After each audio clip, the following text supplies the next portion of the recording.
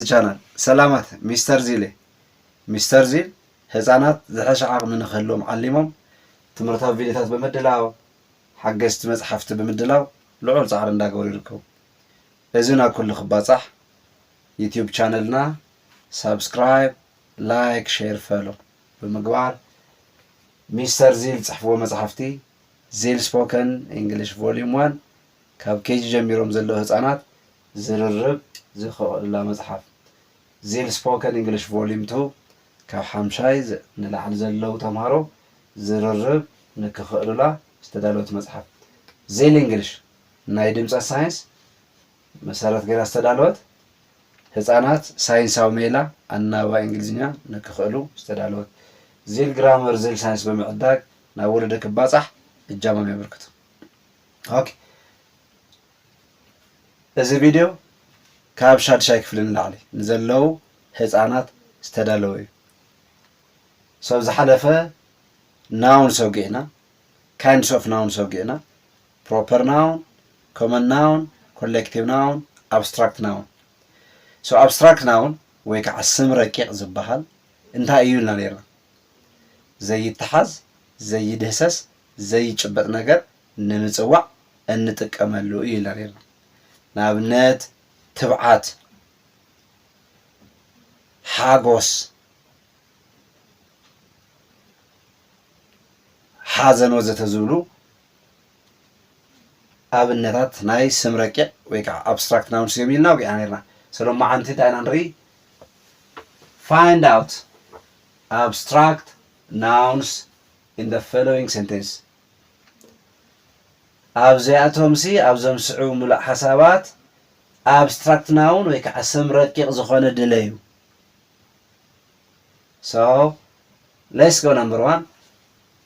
Simon sings on the stage with self-confidence. ስምዖን ሲ ኣብ መድረኽ ብሙሉእ ዓርሰ እምነት ብዓርሰ እምነት እዩ ዝደርፍ። ስለዚ ስም ረቂቕ ዝኾነት ኣብዚኣ ኣብስትራክት ናውን ዝኾነት ኣብዚኣ መን እያ?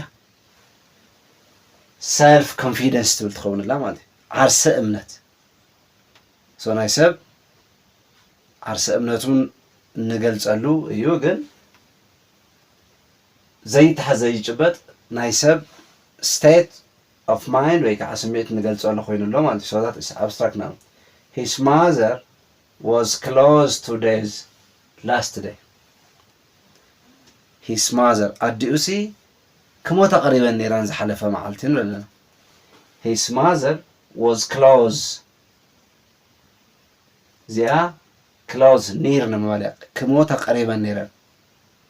ሂስ ማዘር was close to death last day ክሞታ ናብ ሞት ተቃሪበን ነይረን ክሞት ኣቐሪበን ነይረን። So here the abstract noun is death ሞት ዝብል ስም ረቂቕ ይኸውን። Number 3, every child wants to be told stories in his or her childhood. In his or her childhood. Every child wants to be told stories in his or her childhood. ኩሉ ህፃን ኣብ ህፃንነቱ ሲ ነበረ ክነገሮ ይደሊ። ኩሉ ህፃን ኣብ ህፃንነቱ ሲ ነበረ ክነገሮ ይደሊ። ስለዚ እዚኣ ኣብስትራክት ናውን ኣየና ቻይልድሁድ ህፃንነት ትዕድመ ናይ ህፃንነት ተና ህፃን ዕድመ ዘላ ቻይልድሁድ ኣብስትራክት ናውን ትኾነላ ማለት እዩ። Number 4, Fares has great respect for his teachers. Fares has great respect for his teachers.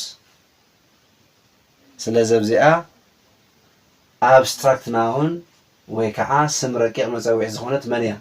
ሪስፔክት ትኸውን ክብሪ። So Fares has a great respect for his teachers.